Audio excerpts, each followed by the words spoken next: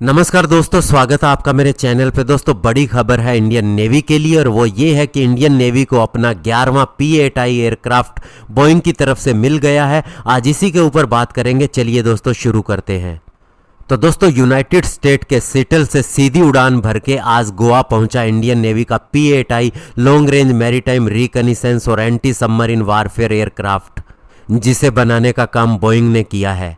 और ये दोस्तों दूसरे बैच का हिस्सा है जिसके तहत हमने 4 ऐसे एयरक्राफ्ट और खरीदने का फैसला किया था। और साथ ही बता दें कि ये एयरक्राफ्ट ऑलरेडी हमारी सर्विस में है और नेवी के पास 10 ऐसे एयरक्राफ्ट ऑलरेडी हैं।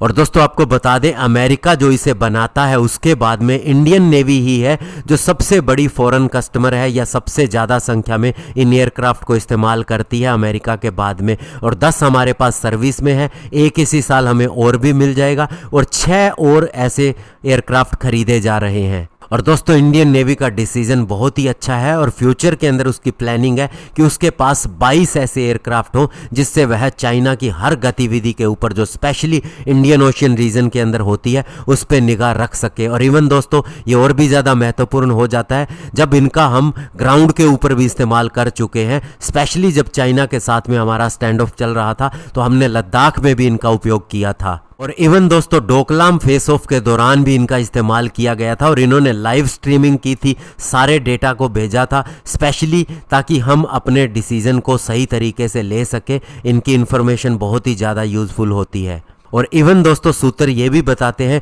कि पुलवामा टेरर के बाद में पाकिस्तानी ट्रूप्स की मूवमेंट को देखने के लिए भी इसका इस्तेमाल किया गया था।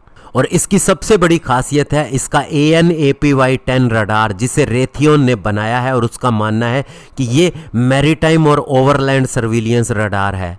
और यही कारण है कि ये जो रडार है इसकी कैपेबिलिटी है कि ये ग्राउंड की मूवमेंट की भी मॉनिटर कर सकता है और साथ ही ऑल वेदर कंडीशन के अंदर डे और नाइट के अंदर डेटा प्रोवाइड करने के अंदर सक्षम है। और इसके अलावा भी इसका सिंथेटिक अपर्चर और इन्वर्स सिंथेटिक अपर्चर मोड जो है इसी रडार का, वो दोस्तों बादलों के अंदर से भी पेनिट्रेट कर सकता है और हमें डायरेक्टली इमेज प्रोवाइड कर सकता है इन बादलों के नीचे जो सरफेस होता है उसकी भी। और ऐसी सूरत के अंदर इसका रडार जो इमेजेस प्रोवाइड करता है उससे स्ट्रक्चर के साइज को देखा जा सकता है, उसकी सरफेस मूवमेंट क्या हो रही है उसको भी देखा जा सकता है।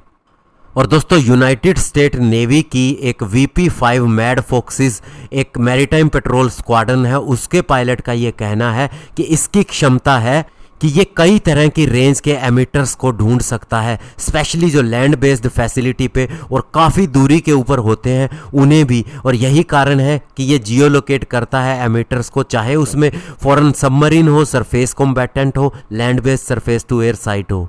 और ये एक पैसिव सिस्टम है जो अलाउ करता है कि चुपके से आप मॉनिटर कर सकते हो एक बहुत बड़े एरिया को।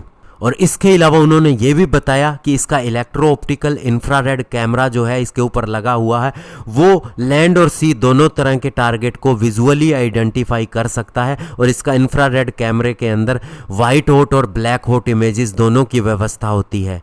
और दोस्तों, इसकी जो क्षमताएं अभी बताई हैं मैंने, ये तो अभी पब्लिकली है। इसके अलावा भी इसकी बहुत सी क्षमताएं बताई नहीं गई हैं, उनका खुलासा नहीं किया गया है, जबकि इसकी क्षमता और भी कहीं ज़्यादा है। और ये एनिमी की पोजीशन की डायरेक्ट पिक्चर ले सकता है और बड़ी ही क्लियरली उसे भेज सकता है। तो ऐसे में यही कारण है इंडियन नेवी सबसे ज़्यादा इसे खरीद रही है अमेरिका के बाद में। और ये हमारे लिए बड़ी खबर है। धन्यवाद। जय हिंद।